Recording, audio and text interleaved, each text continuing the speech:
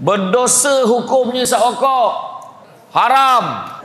Kira lah mak ayah sekalipun saya kena cakap. Apa makruh? Siapa cakap makruh?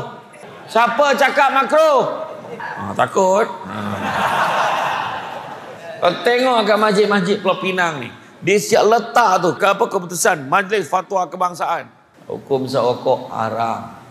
Tanya orang perempuan, apa hukum seokok? Haram dia. Malahan orang perempuan lagi suka lelaki yang tak seokok. Ya. Kau ingat kau seokok tu macu nak. Nampak tak? Macam orang berpenyakit kata tak?